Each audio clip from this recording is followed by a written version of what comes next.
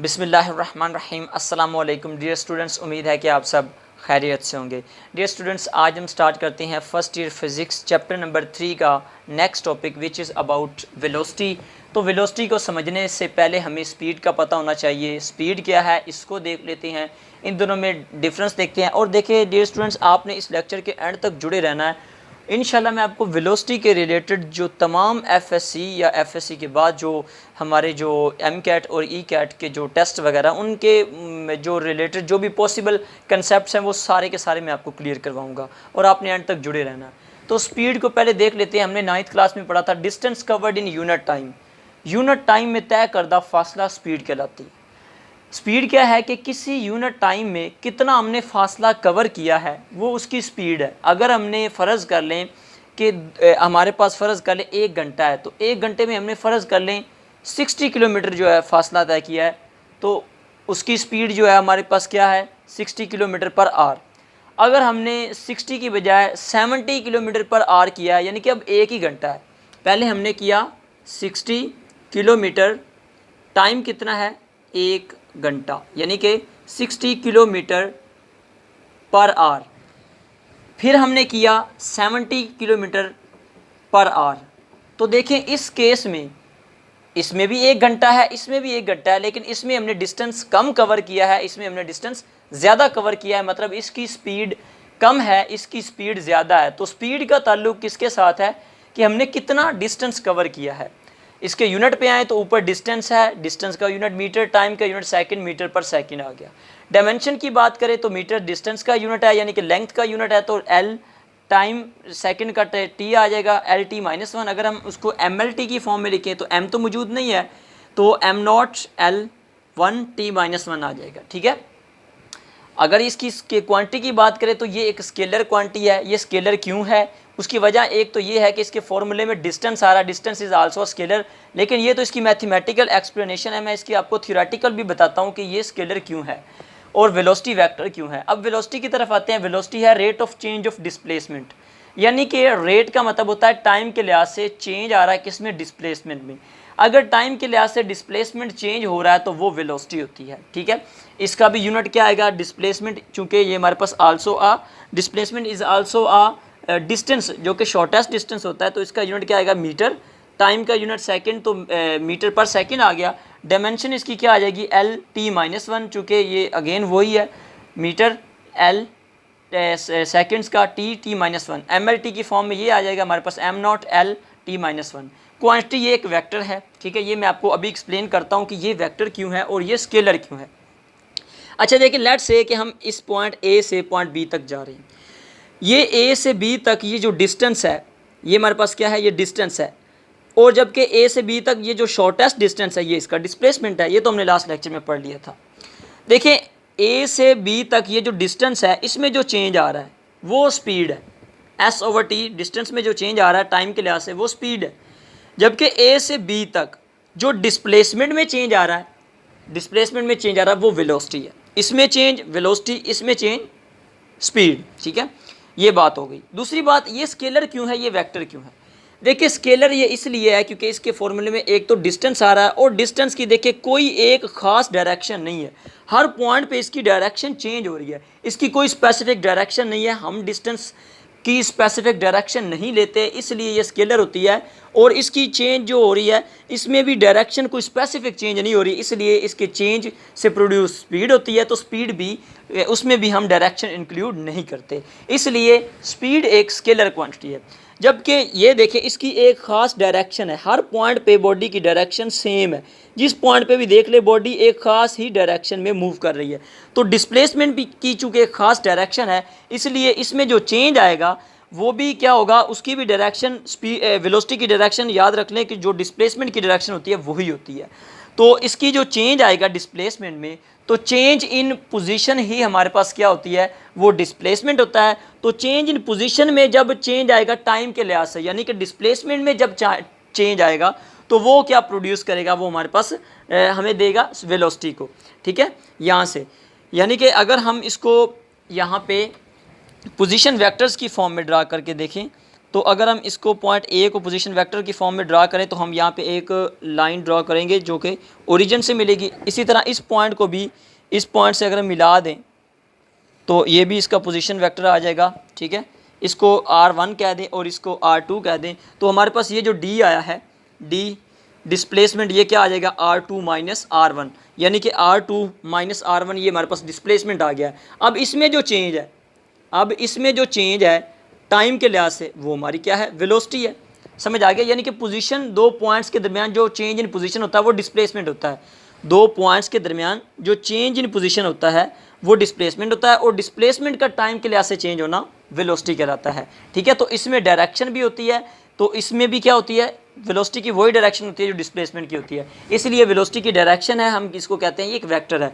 इसकी मैं आपको एक और एग्जांपल देता हूँ, उससे आपको क्लियर हो जाएगा कि लेट्स सपोज मैं कहता हूँ एक गाड़ी मूव कर रही है, ठीक है, वो 60 किलोमीटर पर आवर की स्पीड से मूव कर रही है। चले अभी हमने डायरेक्शन को मेंशन नहीं किया, जब हम डायरेक्शन को मेंशन नहीं करेंगे तो सिर्फ उसकी स्पीड को हम मेंशन कर रहे हैं 60 किलोमीटर पर आवर की स्पीड से, हम इसमें ये नहीं बता रहे कि किस तरफ मूव कर रही है, तो ये इसकी स्पीड है। लेकिन अगर हम ये कह दें कि वही गाड़ी 60 किलोमीटर पर आवर की स्पीड से बिल्कुल रेक्टिलिनियर सीधी मूव कर रही है, किस तरफ, ये हम कह देते हैं कि ये ईस्ट की तरफ मूव कर रही है। लेट्स से कि ये ईस्ट की तरफ 60 किलोमीटर पर आवर की स्पीड से मूव कर रही है, तो हमने इसकी मैग्नीट्यूड भी बता दी, यूनिट भी बता दिया और साथ में डायरेक्शन बता दी।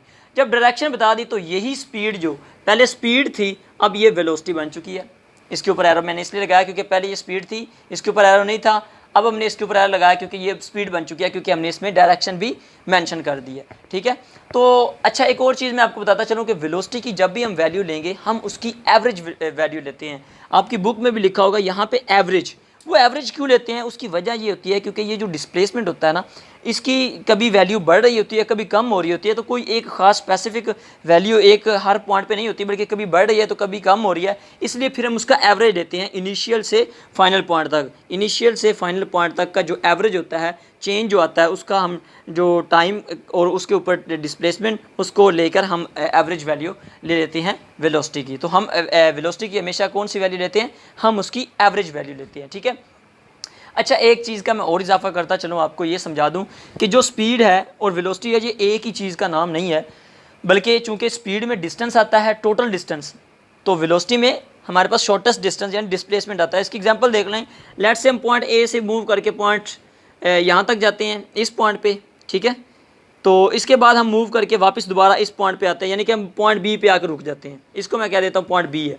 यहाँ से मूव करना शुरू किया, पहले यहाँ तक 4 मीटर डिस्टेंस कवर किया 2 सेकंड्स में, फिर यहाँ से यहाँ तक कवर किया 1 सेकंड में। तो देखिए टोटल डिस्टेंस कितना कवर किया, 2 + 1 4 मीटर सॉरी प्लस 2 मीटर। पहले 4 मीटर कवर किया फिर 2 मीटर, तो डिस्टेंस क्या आ गया 4 + 2। टाइम कितना, पहले इसको 2 सेकंड लगे फिर 1 सेकंड, 2 + 1। तो देखिए स्पीड है डिस्टेंस ओवर टाइम, पहले 4 मीटर लगा फिर 2 मीटर उसको ऐड कर लिया, एवरेज ले रहे हैं ना हम, फिर 2 लिया +1 टाइम से नीचे है, तो ये हमारे पास 2 मीटर पर सेकंड आ गया। लेकिन अगर वेलोसिटी की बात करें तो वेलोसिटी होता है time rate of change of displacement. तो ए से बी तक जो शॉर्टेस्ट डिस्टेंस है वो तो ये नहीं बन रहा यहाँ से यहाँ तक, क्योंकि हम यहाँ से स्टार्ट लिए यहाँ पे आके रुके हैं, तो इनिशियल और फाइनल पॉइंट के दरमियान जो चेंज है वो 2 मीटर का है, तो ऊपर आ गया 2, चूँकि डिस्प्लेसमेंट कितना आ रहा है, शॉर्टेस्ट डिस्टेंस 2। ओवर टाइम तो टोटल हम लेंगे ना, कितना हमने मूव किया 2 + 1, तो ये आ गया 0.67 मीटर पर सेकंड। तो देखिए स्पीड और वेलोसिटी की सेम वैल्यू नहीं आ रही, ये दो डिफरेंट चीज़ें हैं, ठीक है। उसमें स्पीड में डिस्टेंस आता है जबकि वेलोसिटी में डिस्प्लेसमेंट आता है। अब हम देखते हैं कि यूनिफॉर्म वेलोसिटी क्या है, उसके बाद वेरिएबल वेलोसिटी क्या होती है और इंस्टेंटेनियस वेलोसिटी क्या होती है, और हमें इंस्टेंटेनियस वेलोसिटी की ज़रूरत क्यों पड़ती है। तो देखें यूनिफॉर्म, जैसा कि इसके नाम से ज़ाहिर हो रहा है, जैसे हम स्कूल में बैठे हों तो एक जैसे यूनिफॉर्म के साथ बैठे होते हैं। यूनिफॉर्म का मतलब है एक जैसा। वेलोसिटी, तो वेलोसिटी में पता है कि जो डिस्प्लेसमेंट में चेंज होता है, तो यूनिफॉर्म वेलोसिटी कौन सी होगी, जब हमारे पास टाइम के लिहाज से जो इक्वल इंटरवल ऑफ टाइम में इक्वली डिस्प्लेसमेंट चेंज होगा, तो हम कहेंगे, यानी कि सेम डिस्प्लेसमेंट चेंज होगा, हम कहेंगे कि वो जो वेलोसिटी है वो यूनिफॉर्म है। If a body cover equal displacement in equal interval of time, यानी बॉडी अगर इक्वल डिस्प्लेसमेंट कवर कर रहा है इक्वल इंटरवल ऑफ टाइम में, तो तब जो हमारे पास वेलोसिटी है वो कौन सी है, यूनिफॉर्म। यानी कि अगर 1 सेकंड में एक गाड़ी मूव कर रही है, 1 सेकंड में वो 5 मीटर डिस्टेंस या डिस्प्लेसमेंट कवर कर रही है, फिर अगले 2 सेकंड में फिर वो 5 मीटर डिस्प्लेसमेंट कवर कर रही है, अगले 3 सेकंड में फिर वो 5 मीटर। तो देखिए हर 1 सेकंड के बाद वो 5 मीटर ही है, वो उसमें जो चेंज नहीं आ रहा, ठीक है। तो जो चेंज आ रहा है यानी कि देखिए इसमें 1 सेकंड 2 सेकंड टाइम चेंज हो रहा है, लेकिन जो हमारे पास उसकी जो वेलोसिटी है वो कांस्टेंट जा रही है। यानी कि इक्वल इंटरवल ऑफ टाइम में इक्वली क्या हमारे पास आ रहा है, ये हमारे पास क्या आ रहा है, इक्वली डिस्टेंस डिस्प्लेसमेंट कवर हो रहा है। तो ये हमारे पास क्या है, यूनिफॉर्म वेलोसिटी। लेकिन अगर हम देखें कि time equal interval of time में 1 सेकंड 2 सेकंड 3 सेकंड, लेकिन हमारे पास अगर डिस्प्लेसमेंट पहले 5 मीटर कवर हुआ 1 सेकंड में, अगले 2 सेकंड में 7 मीटर हुआ, फिर अगले 3 सेकंड में 9 मीटर हो गया, तो ये देखें ये हमारे पास यूनिफॉर्म नहीं आ रहा। तो इसमें जो इक्वल इंटरवल ऑफ टाइम में डिस्प्लेसमेंट इक्वली नहीं चेंज हो रहा, यानी कि बढ़ता जा रहा है। तो if a body do not cover equal displacement in equal interval of time, लेकिन अगर बॉडी जो है वो इक्वल इंटरवल ऑफ टाइम में इक्वली डिस्प्लेसमेंट चेंज ना हो, तो तब जो वेलोसिटी होगी, क्योंकि चेंज तो इसमें आ रहा है ना, लेकिन अब जो चेंज आ रहा है वो वेरिएबल वेलोसिटी है, ठीक है। डिस्प्लेसमेंट में जो चेंज आ रहा है वो क्या है, वो हमारे पास एक जैसा चेंज नहीं आ रहा बल्कि डिफरेंट आ रहा है हर दफ़ा। तो इसकी वजह से जो वेलोसिटी है वो कौन सी है, वेरिएबल है। अब देखें उसके बाद आ जाते हैं हम इंस्टेंटेनियस वेलोसिटी की तरफ। पहली चीज़ कि हमें इंस्टेंटेनियस वेलोसिटी की ज़रूरत क्यों पड़ी, देखिए इसकी मैं आपको एग्जांपल देता हूँ कि लेट्स सपोज ये एक बॉल है, इसको हम थ्रो करते हैं, ये किसी वॉल से टकराने के बाद ये वापस बाउंस बैक करके उसी पोजीशन पे आ जाती है, यानी कि जिस पोजीशन पे हमने इसको थ्रो किया था, यानी इस पॉइंट ए से थ्रो किया, वो टकराने के बाद उसी पॉइंट ए पे आ गई है बॉल, ठीक है। या इसकी इस तरह भी देख सकते हैं कि बॉल को नीचे फेंके और वो टकरा के दोबारा उसी पॉइंट पे आ जाए। तो जहाँ से स्टार्ट लिया वहाँ पे ही आके रुक गया, तो चेंज इन पोजीशन तो नहीं हुआ ना, जिस जगह से स्टार्ट किया था उसी जगह पे आके रुक गया। तो यहाँ पे डिस्प्लेसमेंट तो ज़ीरो हो गया। जब डिस्प्लेसमेंट ज़ीरो हो गया तो डिस्प्लेसमेंट में चेंज जो है वो भी क्या हो गया होगा, ज़ीरो हो गया। ऊपर ज़ीरो है तो फिर ये ज़ीरो आ जाएगा, तो वेलोसिटी क्या आ गई यहाँ पे, तो ज़ीरो हो गई। तो इस केस में अगर इस पूरे सिस्टम की अगर हम वेलोसिटी देखना चाहें तो हम फिर क्या करते हैं, हम इंस्टेंट टू इंस्टेंट देखते हैं, यानी कि लम्हा टू लम्हा, एक एक लम्हे में हम वेलोसिटी को देखते हैं। तो इंस्टेंटेनियस वेलोसिटी कौन सी है कि किसी भी एक लम्हे में, अब वो लम्हा क्या है, वो 1 सेकंड है, 2 सेकंड है, कितने सेकंड्स हैं, वो कितना होता है लम्हा, तो याद रख लें वो जो इंस्टेंट होता है ये ज़ीरो तो नहीं होता, लेकिन अप्रोचेस टू ज़ीरो होता है। यानी कि इंस्टेंटेनियस का मतलब है बहुत कम वैल्यू है, ज़ीरो नहीं है, लेकिन ज़ीरो को अप्रोच कर रही है, अप्रोक्सीमेटली इक्वल टू ज़ीरो होती है। तो किसी भी at any instant of time, यानी कि वक़्त के बहुत से छोटे लम्हे में जहाँ पे टाइम अप्रोचेस टू ज़ीरो है, उसमें अगर हम वेलोसिटी देखें तो वो, यानी कि डिस्प्लेसमेंट में चेंज देखें तो वो क्या होगा, वो इंस्टेंटेनियस वेलोसिटी होगी। इसकी डेफिनेशन करें, the limiting value of del D over del T as time interval approaches to zero. Limiting value का मतलब है ये बहुत लिमिटेड वैल्यू होती है, ठीक है। उसके बाद as the time interval approaches to zero, इसमें टाइम अप्रोच कर रहा होता है ज़ीरो को। तो इसका जो फॉर्मूला है इसमें हम लिख देते हैं V instantaneous is equal to limit लगा देते हैं। लिमिट में क्या है, टाइम अप्रोच कर रहा है ज़ीरो को, del D over del T हमारे पास ये आ गया इंस्टेंटेनियस वेलोसिटी का, ये फार्मूला आ गया हमारे पास, ठीक है। तो ये भी हमने देख लिया कि हमें इसकी ज़रूरत क्यों पड़ी। और इसमें क्या होता है कि टाइम जब ज़ीरो को अप्रोच कर रहा होता है, ज़ीरो नहीं होता लेकिन ज़ीरो के करीब करीब होता है। इसकी मैं आपको एग्जांपल दे देता हूँ कि लेट्स सपोज ये पॉइंट ए है, हम इस पॉइंट से मूव करके पॉइंट बी तक हमने डिस्प्लेसमेंट कवर किया है। तो अगर हम इसका डिस्प्लेसमेंट इतना कम कर दें कि जहाँ से हमने स्टार्ट लिया था, पहले बॉडी में रेस्ट में था ना, यहाँ पे रेस्ट में था, टाइम जो है आगे अभी यहाँ पे ज़ीरो है जहाँ से उसने स्टार्ट लिया था। तो अगर हम इन इंटरवल्स को इतना यानी कि करीब करते जाएं, इसको करीब करते जाएं कि ये जो बी पॉइंट है इसको हम यहाँ पे ले आएँ, बी पॉइंट को यहाँ पे अगर लेके आएँ, तो देखिए अब इसके दरमियान देखें टाइम बहुत शॉर्ट है और यहाँ पे जो चेंज इन डिस्प्लेसमेंट है वो भी बहुत शॉर्ट है। तो वो जो चेंज इन डिस्प्लेसमेंट हो रहा है इस लम्हे में, वो जो वेरी शॉर्ट टाइम के लिए टाइम अप्रोचेस टू ज़ीरो, वो हमारे पास क्या है, वी इंस्टेंटेनियस है। तो ये है हमारे पास यूनिफॉर्म वेलोसिटी, वेरिएबल वेलोसिटी और इंस्टेंटेनियस वेलोसिटी। अच्छा, यहाँ तक हमारा ये टॉपिक जो है वो कवर अप हो गया, लेकिन मैं आपको कुछ एक एडिशनल इसमें जो है वो एक बताता चलूँ कि जो हमारे पास यानी कि ये तो हमने देखा ना वेलोसिटीज़ को, अगर हमारे पास लेट्स सपोज आ जाती है डिस्टेंस को, तो उसमें भी हम एवरेज वैल्यू कैसे लेते हैं। यानी कि अगर हम स्पीड की बात करें तो स्पीड हमारे पास क्या होती है, यहाँ पे स्पीड इक्वल होती है हमारे पास v is equal to distance over time, ठीक है। तो अब इसके जो डिफरेंट केसेस हैं कि अगर हम स्पीड फाइंड करना चाहते हैं, हमारे पास अगर इसके दो केसेस जो मेजर हैं वो ये है कि अगर हमारे पास S1 इक्वल है S2 के but T1 not equal to T2, मतलब ये है कि अगर हमारा फ़र्ज़ करें मैं फैसलाबाद से लाहौर जाता हूँ और फिर लाहौर से फैसलाबाद आता हूँ, तो देखिए डिस्टेंस तो सेम है, ठीक है, लेकिन टाइम फ़र्ज़ करें मैं जल्दी जाता हूँ और आता हूँ तो लेट हो जाती है मुझे, यानी कि टाइम में जो टाइम सेम नहीं है लेकिन डिस्टेंस तो मैंने सेम कवर किया है। तो इस सूरत में जो स्पीड की एवरेज वैल्यू है वो कैसे आएगी, 2v1 v2 over v1 plus v2, ठीक है।